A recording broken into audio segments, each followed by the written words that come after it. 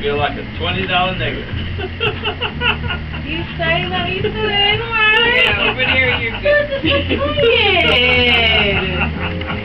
I just had to You say. can say that on this station? No. We on there right now. But you can't say that now. Running up the camera. You can't say that. You know, $20 for a man was a lot of money back in them days. On the hook. But it's still not $1 million. Yeah. Now, I've been getting out. I've been doing all kinds of things. I've been still working on my house. Oh. Yeah. I've been just doing a lot of work on my house. I ripped all the bathrooms out, ripped the kitchen out. I mean, new paint, new wall coverings. I'm building a little thing in the back, a little in-law type thing in the back. And I built a deck, a 16 by 16 solid redwood deck, you know. You can build stuff? I can build stuff. So, you know. Living on back. Let me do your quickest. Then my new race car's coming. Oh, you got a race car? Yeah, I got a race car too.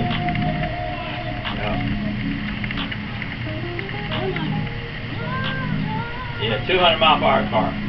How many days do you do a week here? Okay.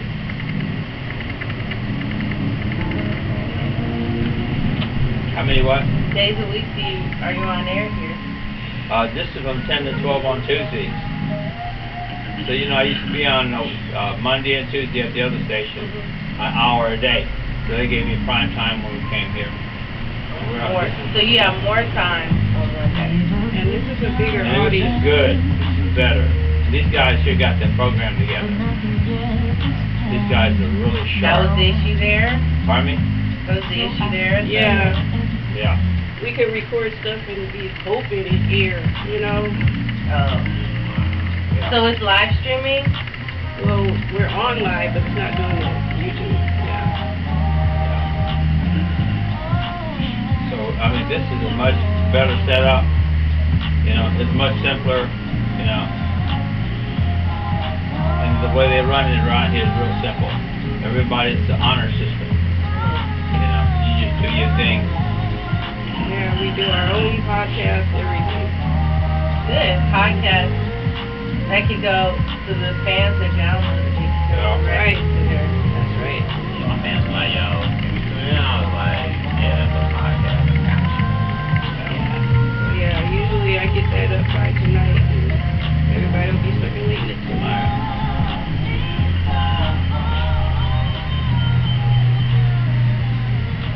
You're listening to Thoughts of a Common Man with Charles the Chief Williams on Radio Valencia. And we're back right here with the Chief. I ain't got no feathers on today, you know, but I'm here.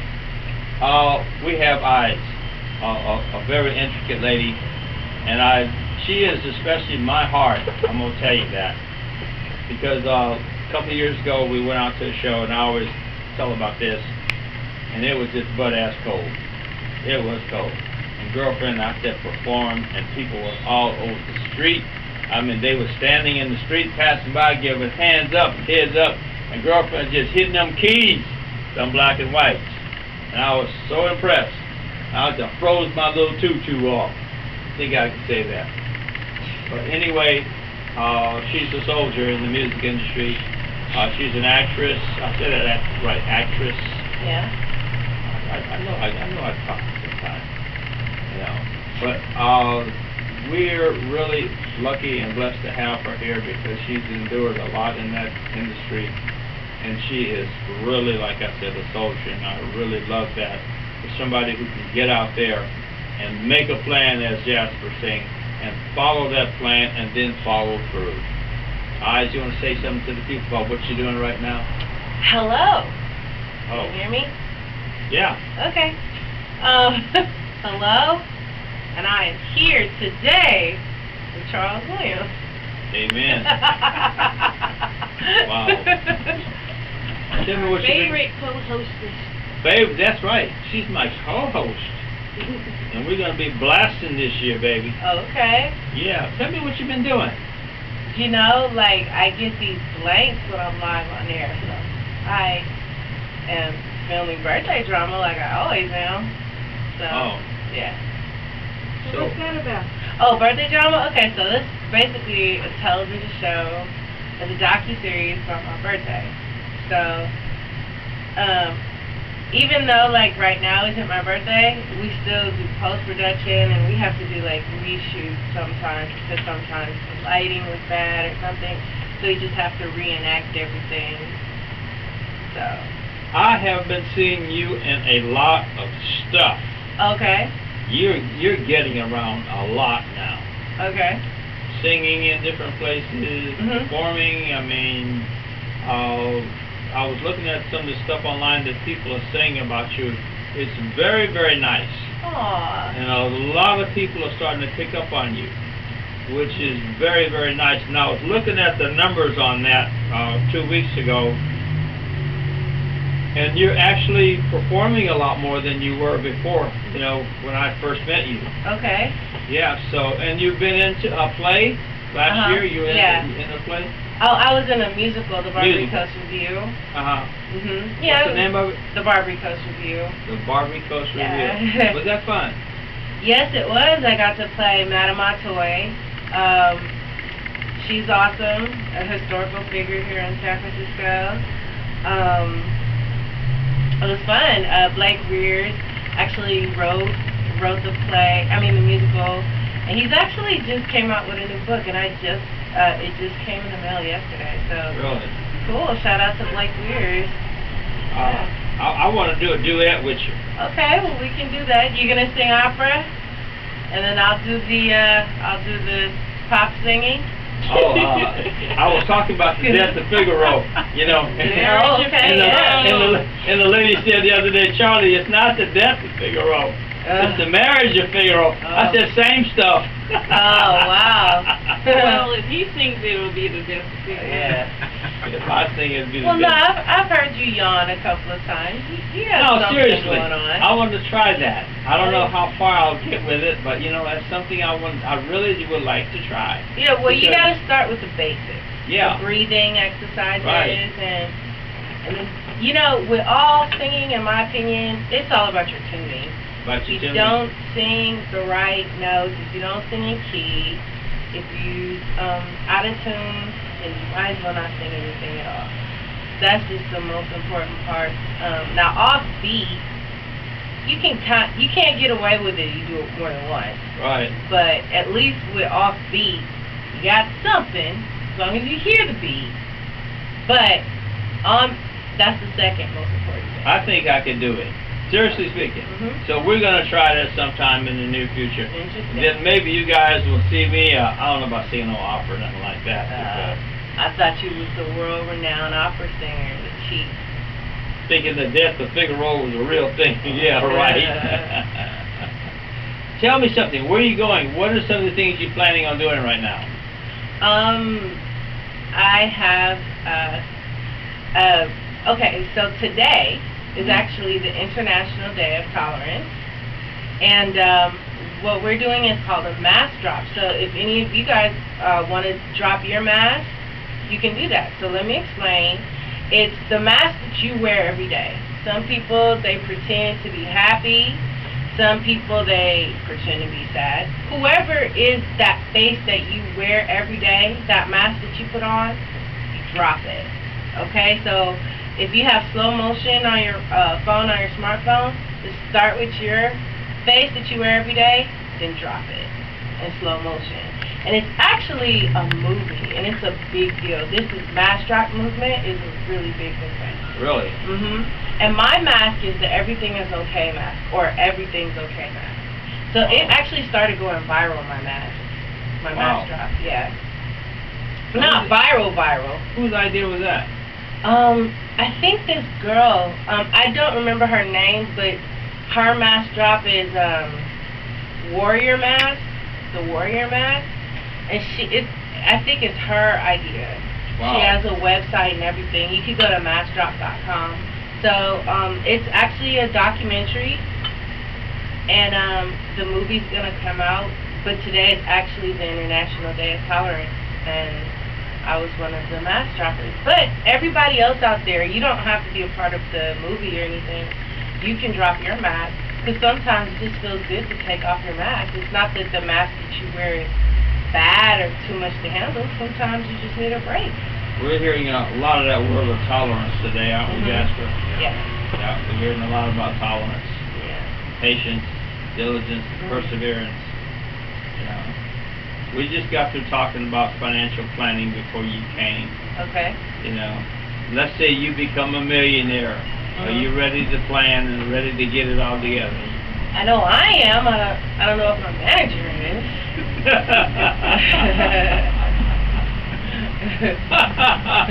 Let's see. You seem to be doing pretty good. Oh, thank you. You're moving and shaking. You know, Okay. you seem like you're brighter today than when I last seen you. What's the? That's because I have to make up for being late. Oh, Sorry. oh my God. Oh, No, wow. I'm serious. You look younger. What are you doing? Well, I met Steph Curry yesterday, but I wasn't supposed to talk about that. Oh. So, yeah, that was pretty cool. Really? Yeah. I'll be damned. Yeah. So, musical, what are you going to be doing music-wise in the next, let's say 6 months? Well, what's coming up next month is I'm going to be with you at your meet and greet.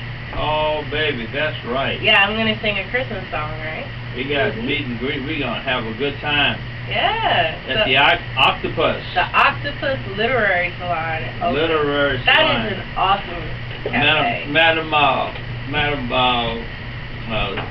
Secretary, I want to say, Manager. Okay.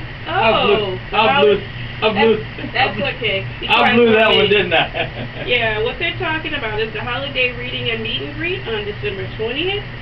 The Thoughts of a Common Man book. Eyes will be performing and is at the Octopus Literary Lounge on Webster Street in Oakland starting at 7 p.m. And as the date gets closer, we'll talk more about it, but that's what they've been talking about just a few minutes ago. And maybe I'll sing for him. Yeah, you The go last ahead. time we were there, we had a blast. I'm probably going to sing Silver Bells, so you can sing along. You know the words. Oh, yeah. Silver Bells. Are you in the Christmas spirit right now? Not yet. Okay. It's not even Thanksgiving yet. No. And I was seeing Christmas trees all over the place. That's a good point. That's a You know. good reason to not be in You the know, and Christmas I've been seeing Christmas trees all over the place right now. Couldn't believe that. Well, our Christmas tree stays up all year Oh, because we don't have any space to put it when Christmas time is over. oh. So it kind of just stays on top of our piano. I'm going to actually have a Christmas tree this Mhm. year. I'm going to have one, and I'm going to put it in my front yard with all the figurines and figures around Okay. it. You know, I want to do something different. Do you live in Oakland? I live in El Sobrante. Oh yeah, that's right. Yeah. Do they have like a big like Christmas neighborhood type thing? Yeah, they do. Yeah, because I remember in Oakland, in East Oakland, there's this one neighborhood every year. Yeah. The whole block is lit up, and Yeah. people just love it. Yeah. Yeah. We're thankful another year because this has been one year that we've made some strides. We've actually come from the cave and into the air, and now we're on top of the world. You know, I think I can put it that way. Congratulations. You know, we came from the cave, like I said, carnivores in the cave, and now we came into the air, and we're actually breathing. We're here, right here. Radio Valencia is, it's a godsend. And Radio Valencia, I want you to tell everybody about it. It is definitely the bomb. We are here from 10 to 12 on Tuesdays, and it's got all this good stuff about it, good vibes, good feeling, and we want people to get Radio Valencia out there. Thoughts of a Common Man with the Chief and Eyes. How about that? Okay. Well, I'd say tune into that. Yeah. I think this is a good show. A what? A good show. You don't Yeah. want? Okay. Yeah. Wow. Well, you're going to be on it, so that's going to make it even sweeter and better. But the thing Betterer. is, what I like about this show is it's about your book. It's about life. It's about life. And your book is about life. My book is about life. See? Yeah, it's about life. And we talked today, we had a big discussion about love. Oh, yeah? Yeah. Oh, I guess everyone Oh, is. I must have missed that. Huh? Yeah, before you came. Oh, okay. Oh, okay. Give me your rendition of Love No, Jasper. no. Yeah, come on Well, now. you're a very nice dressed young man. We want to know. I told him I can market it for $29.95. He says you can't say that anymore. Oh, okay. So I'm off the market now, but all the proceeds, if you want to still auction me off, will go to the Urban Financial Services Corp. Oh, Oh, so you seriously do speaking, auction. Jasper, you're one of the most astute financial planners that I have met. You're not a BSer. That's right. You're a good guy. You talk it like it is. Yep. So do you make financial plans for people who are not like rich, or is there a certain number that you work with? Nope. So I have all types of people. So in a prior life, I was a financial planner advisor. I kind of transitioned out of that, type of position. But I do a lot of community work. I do have some friends doing some consulting on the side. We're trying to help people out no matter where you are. And so I'm always open to having that dialogue if people are willing to talk, if they're willing to meet, if they're willing to be truthful. Because a lot of people... that cliche is that's the big one, isn't it? Being truthful. Yeah, a lot of people give me a lot of BS. And Oh so yeah. Well, it's kind of hard to talk about your finances with that's what we people. talked. Yep, before you got here, man, it's still taboo. And until we Well, start because talking about everybody doesn't want you to know how you rely on, like, We just hit on that before you got here because again, if I'm hungry, I should open my mouth so I can eat. And if I'm struggling, and it's not just about finances, whatever I'm struggling with, if I open my mouth and tell somebody I need some help, the universe has a way of finding that help and bringing it right to you. Do you have any like classes for people who aren't so sure they're ready, but they at least want to look into it? I will. I will be coming out with some stuff next year through the Urban Financial Services Coalition. I have some things I'm going to be doing personally as well to try to educate people to at least get people to start having that discussion. So there's certain topics that I know are causing a lot of us pain, and I've been in the industry long enough to where I know it's about 5 or 6 different things, and once we get comfortable around talking about it, you can go home and do all the reading and research that you want. But what I found in my time is that at some point you got to take some action. Like it's all good. You can keep reading stuff and keep looking for a tip or looking at what your family, your friends are doing, and it's really about what do you want. Yeah. And once you have that goal in mind about, hey, I'm going to do X, then what is required to get to X? That's where I've seen myself have the most impact on people's lives is if they can tell me what that goal is. If not, we'll form that together. All right, and then once we do that, I say, well, here are some things you might want to consider. Now, I might not be the guy they end up working with. I always have a team of people throughout my network who are willing to help you. But I'm always mindful of that. They're in business, and so let's not get it twisted. If I'm trying to run a business to support my family and achieve my goals, I can't get everything away for free. And I think I've seen that when I've done free workshops, nobody comes. Exactly. It's like pulling teeth. I'm about to give you the key. I'm gonna give you the golden ticket, and I gotta convince you to come. Yeah. But if I charge you $10, like, all right, now I'm getting some value for that $10, or I better get my $10 worth by me coming to this. Psychologically, that's weird, isn't it? Yeah. But I'm gonna tell you something. That's actually the truth because, like, I've been through that. I think that just about anybody who's achieved certain success has gone through that. Yeah. Because the truth is, if you really love something, like, you really genuinely want to help people. Yeah. And then, you know what, you have to come up with a gimmick because it's like, okay, you don't take this seriously, I won't take this seriously. and that's exactly why, like, I have some things I'm going to be rolling out next year. I'm saying I'm going to do all these workshops, I'm going to do stuff for free. And then if free doesn't fit with your schedule, I'm not. Sucks for you. Like I'm gonna keep running this show. Yeah. If you want to work with somebody, if you pay them, I guarantee you they will be vested in you because you're affecting their bottom line, and they're gonna push you to take action. Now, if you don't follow through, then that's on you for wasting your money.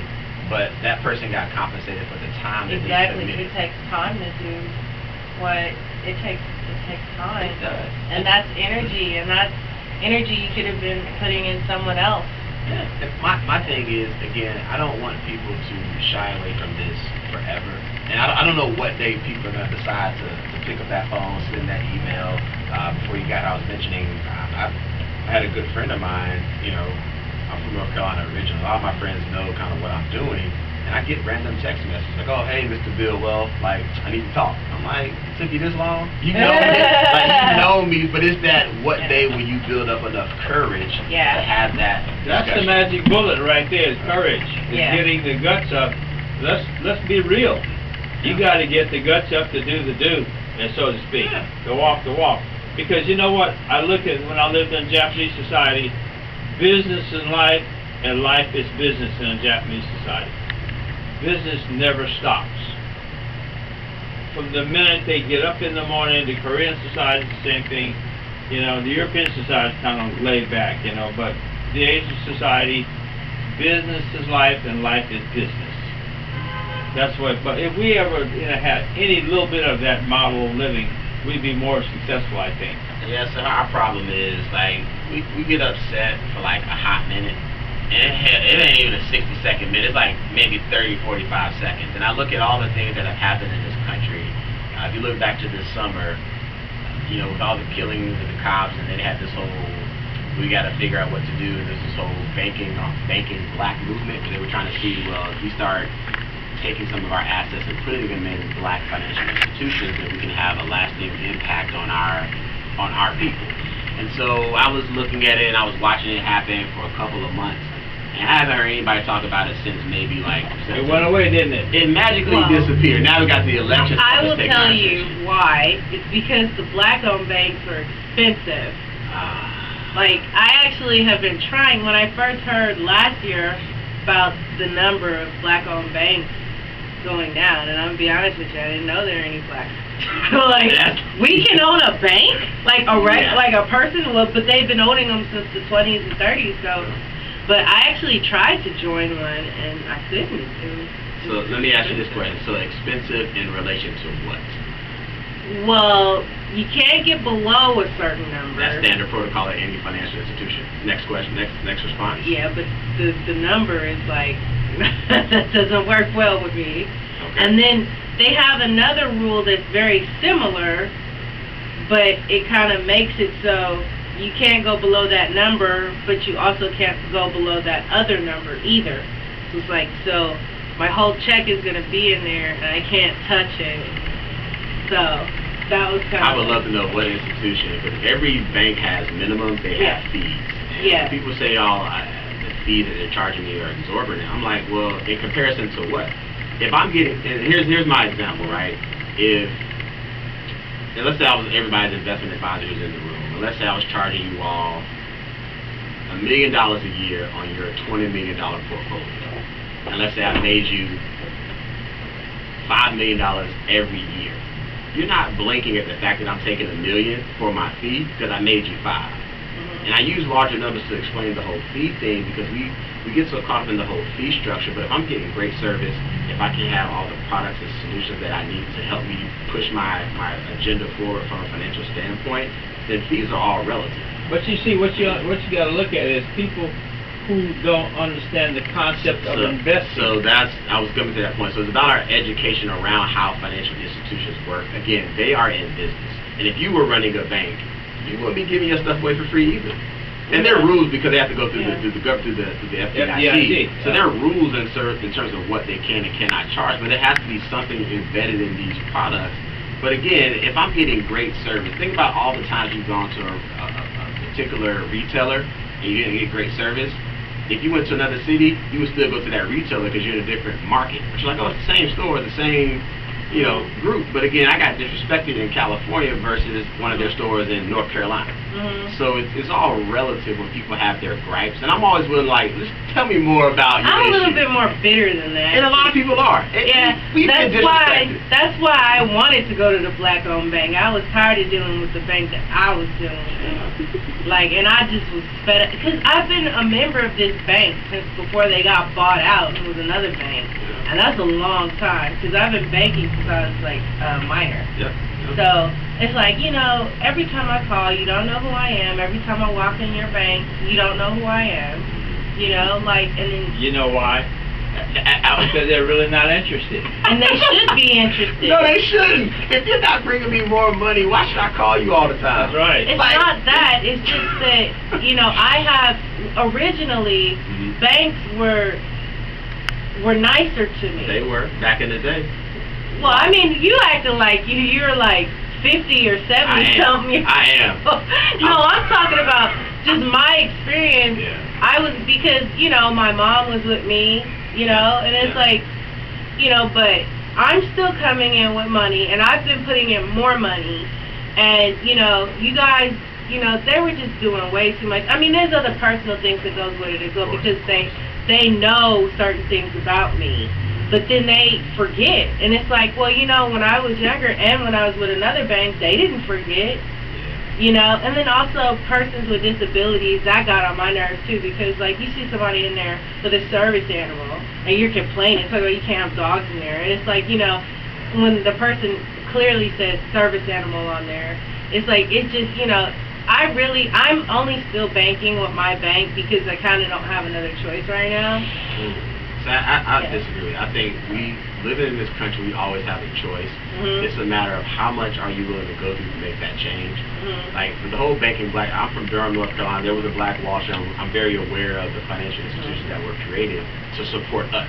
Yeah. So like anybody of any color can open up a bank, but will they all give you the same level of respect, right? We've had a bad experience at certain firms. Like don't get me wrong. Yeah. There are a lot of crooks that still exist. Crooks. There's some crooks out there. I'm not that naive. I live in America. I understand how this country was built, and it wasn't on legal stuff. Let's just say that. So when I look at our history and the lack of education that we have around our financial structures, that's the first piece. The second piece is that we don't understand business, so we always feel like we're being taken advantage of. But I always tell you, Well, you live in fear. you do. You live in fear. And That's the first thing. And because we're not And ignorance. right, and we're not the business owners, so therefore we're always thinking about, well, I'm at the mercy of somebody else. Right. So if you flipped it around, well, if I was a business, would I do everything in my power to take care of my family and future generations? Because that's all they're doing. I mean, yes, we know some of them are crooks, they're doing things that are unethical, but if I'm looking at it from a business standpoint, I should make as much money as I can to provide everything and then some for my current family and the future. And that's how these families have operated. So they don't care about your feelings, my feelings, her feelings. At the end of the day, it is a business, and I think we lose sight of that. And yes, I've been disrespected at certain financial institutions, and when I have that issue, you know what I do? I leave.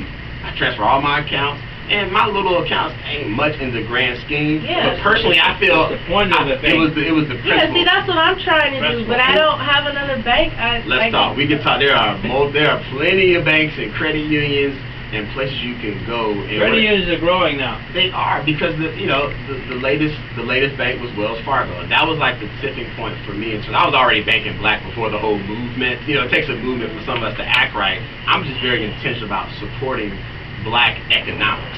That's not just banking. That's not just investments. That's not just insurance. That's not tax. That's everything. That's good stuff. Right. I'm intentional. That's good stuff. That's what this whole Bill Wealth thing is about. That I'm promoting is that it's not Bill who?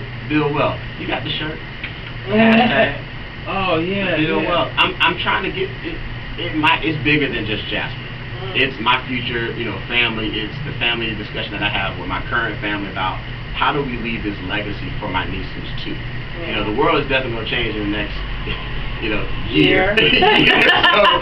So it's how do I talk to London when she's of age to help her to understand there's this game being played. Yeah. And you either are going to read up and learn the rules and use them to your advantage, or you're going to keep getting played.